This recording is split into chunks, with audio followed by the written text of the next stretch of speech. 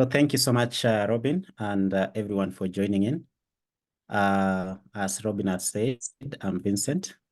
And when Robin first asked me to do a presentation on World Breathing Day, whose theme is A Time for Healing, I couldn't think of a better topic to talk about. And for me, the topic that I chose was the miracle healing power of conscious connected breathing. And the reason why I chose this topic is because having worked with conscious breathing for 19 years now, I have seen so many miracles happen in my sessions, both in private sessions and in group work. So I thought, despite the fact that we might assume that everybody has experienced these miracles, sometimes it becomes a little bit challenging, especially for us as facilitators or trainers or breathwork practitioners or therapists, to experience the beauty of what it is that we offer. And this is most of the time because we cut ourselves out of our own processes. And so I thought I would share 3 different experiences, and the experiences that I'm going to share here, first of all, are physical healing miracles that have happened with my personal clients. So they are not stories that I have read or things that I have had. These are experiences that I've had with individual clients that I have worked with.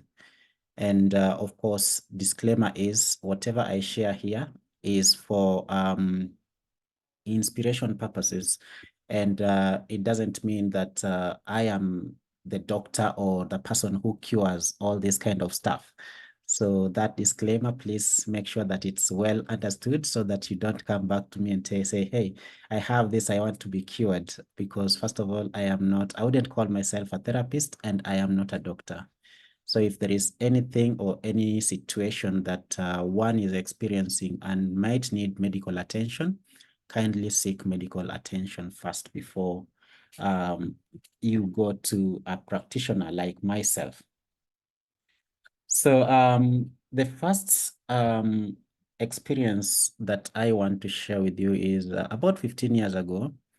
I was pretty new in the business of breathwork, or in the world of breathwork. And one of the ladies that I worked with, there was one particular client who came to me who was had been sick for quite some time, for many years actually. And she'd gone through a lot of inquiries, and her final resolution was that she was supposed to go down to India for surgery because her lungs had collapsed.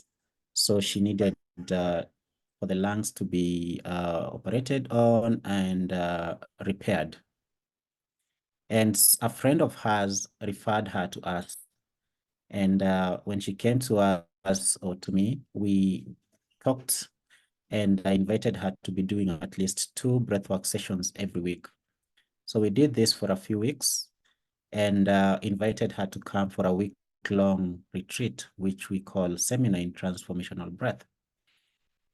And I think it was about 3 months later when she went back for a checkup.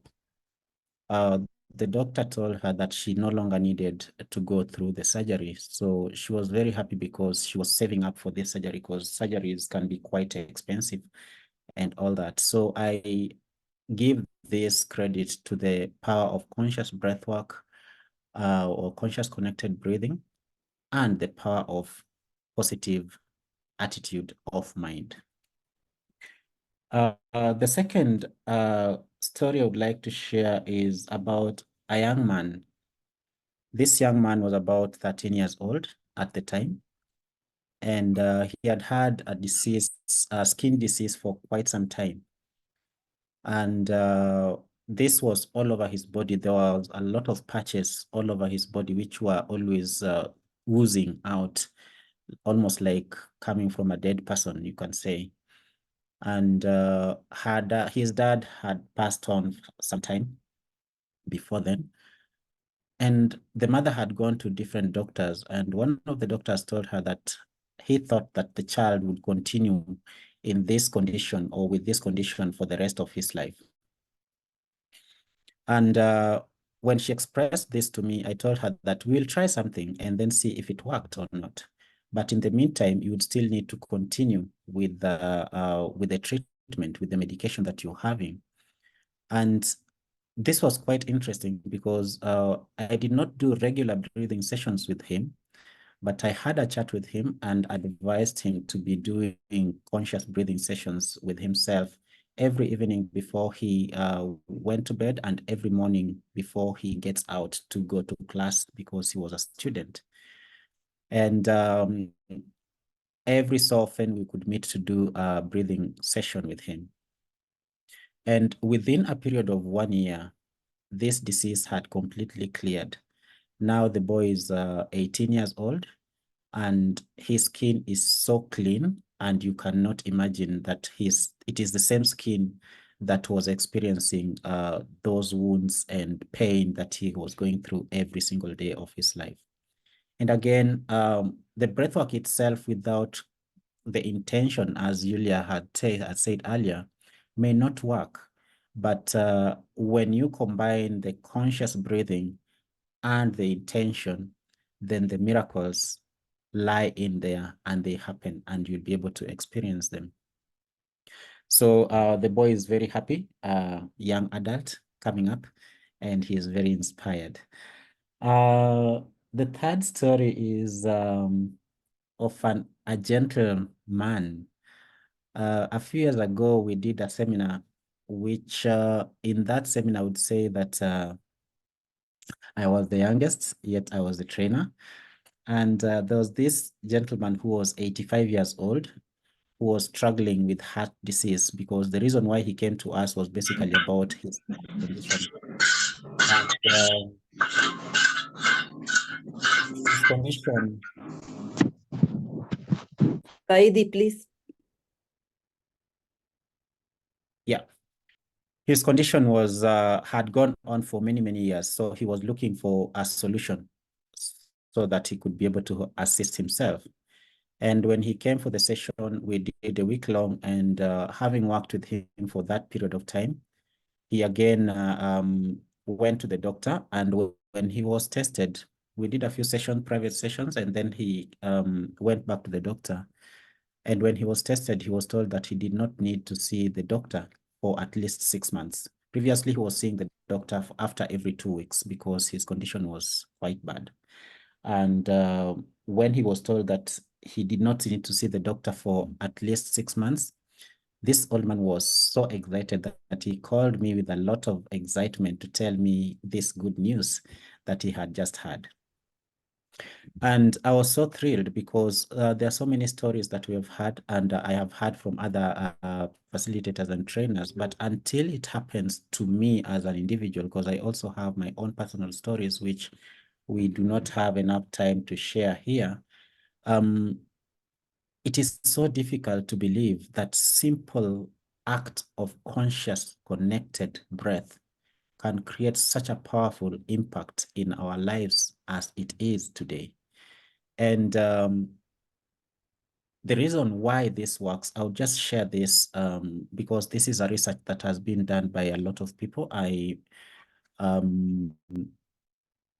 may not give exact source of the research, but when you look at the power of the mind and the power of the breath combined together, this is a very powerful force that no one can reckon with. And from some of the books that I have read from one guy called Neville Goddard, I don't know if anyone has read from him. Neville Goddard, he talks a lot about the power of the mind. And then there is a guy called Al Nightingale. He also talks a lot about the power of the mind. When we are doing the breath work, we kind of open up the space in the subconscious. And he calls the subconscious mind as the feminine aspect of our system, and the conscious mind as the male aspect of our system. And so once you set an intention, like Yulia had mentioned, and you go into the breathing session with this, so the intention is set in the conscious mind. So it's like us impregnating the subconscious mind with an impression that this is what it is that we desire. And when you go into the breathing process, you lose touch with the consciousness. That is why it is still, you're still breathing consciously. But when you start to breathe consciously for some time, it's like you lose the grip of the control of the conscious mind as it is. And it's in this space where you stop reasoning. It's in this space where you stop holding on to the fears, because we are most of the time controlled by our fears, that the transformation takes place within an individual. And therefore, we can say the impregnation takes place here, because the impression has already expressed into the subconscious mind. And then the subconscious mind doesn't have any reason to deny you whatever it is that you ask of it. And therefore, when you do conscious breathing with intention, most of the time, the result is that you are going to get in turn whatever it is that you ask for. And so this is something that for us as facilitators, yes, it's easier for us to give, and it's also important for us to give to ourselves. Much as you give out there, the practice of doing your own breath work, the practice of doing your own meditation every time really helps in terms of putting you in a space whereby your clients will be able to feel safe enough to be able to process whatever it is that they need to process. Because guess what? It doesn't matter how well you are qualified. If the client comes to my space and they feel uncomfortable, they feel insecure, they feel like this place I cannot let go, the result is that they may not be able to process anything. And therefore, if I am able to create that space, and the space does not necessarily have to be like the most beautiful space, because the space can be beautiful, but still the energy that it occupies that space, it doesn't feel safe enough. And the safety doesn't come from the client, it doesn't come from the environment, but it comes from me as the facilitator. So the moment I create that safe space for the client to process their stuff, the miracles begin to happen the moment the client steps into that space. That even before I say anything, the client already feels the difference from the out there, the difference between the out there and the in here. So you give them permission to be able to go within themselves so that they can be able to process whatever it is that they need to process. And for me, this has worked so well. And not only with physical health, but also with intentions of events that individuals want to achieve, and also with the intentions that, for example, a number of people come into the seminars or to the sessions because they want to be able to have more peace of mind. They want to manifest a business that they want. They want to manifest a job that is important to them. They want to manifest particular stuff. And most of the time, it doesn't matter whether it's something big or something small. This miracle works in the same way. And that is why I decided to call it my topic today as the miracle healing power of conscious connected breathing. And having said that, I know that I have about 10 minutes left. And before we ask any questions, if there are any questions, because I want to leave the discussion there or to my sharing from there, I would like us to just take a moment, because the theme of today's World Breathing Day is a time for healing. And being a time for healing, it doesn't mean that we are sick, but it doesn't mean that we are all healthy. Because we say that every time that you are looking for something, you will find it. If you told me I am sick today and you insist on that thing that I am sick somewhere, I will start thinking of myself, where could I be sick? And the moment that I start thinking of that, I will find it. So in this case, I want to invite us to think of something that we would like to heal within ourselves. if there was something or part of your life that you'd like to heal, what would it be? And then I'm going to invite you to just relax. Maybe you can just lean back on this chair that you're sitting on. Close your eyes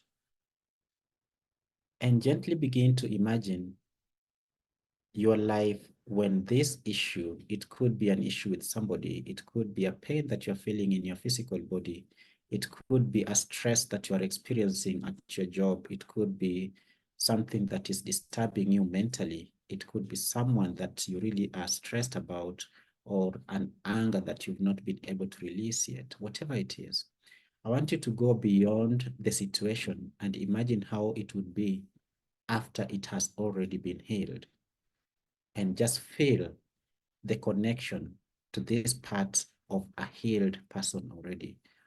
For example, if I was so angry, I want to feel the place where I feel so happy with the person that angered me.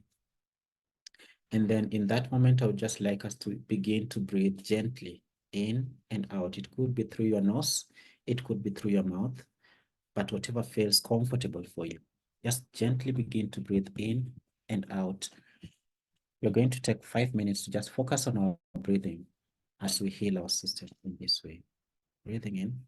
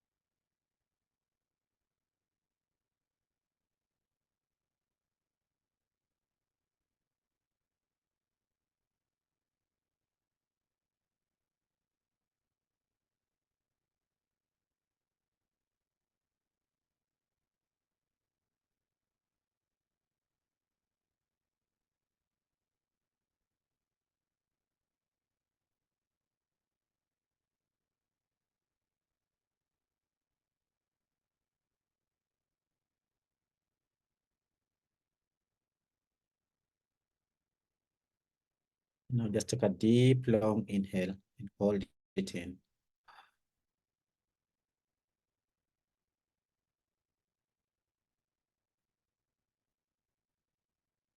And just let it go.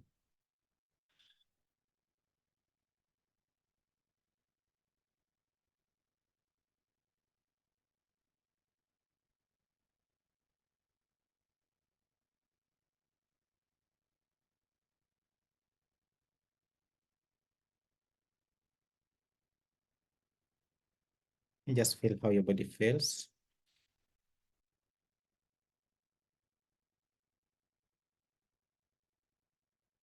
And you can gently open your eyes if they were closed and be here with us.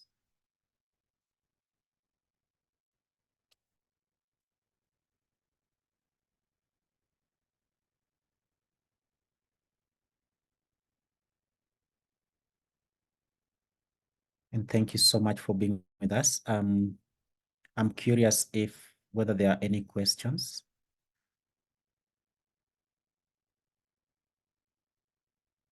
Yes, Julia, you can unmute yourself. Yeah, thank you. Thank you, Vincent, for this wonderful presentation.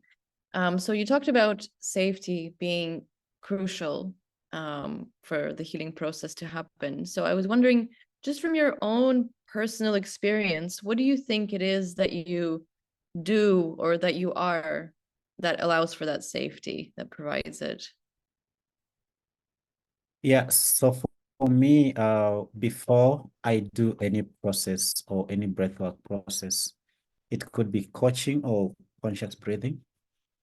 I first of all take time to be with myself and envision the perfection of the client, because as you said, it's not that our clients are broken. We cannot imagine a broken person, because otherwise if they were broken, they would not come to us. So I imagine and envision a perfect client coming in with all the resources and a whole and complete person who is already healed. And I imagine that space being a space where the client is coming in, or if I'm going to a client's house, I first foresee or have an experience of that space being a healing space. So that is the energy that I put into that space before I even begin the process with the client. But first of all is taking my time to work on myself, either with breathing or meditation, or just sitting in silence to connect with myself and who I am. I don't know if that answers your question. Yeah, thank you. Thank you. Thank you so much. Thank you.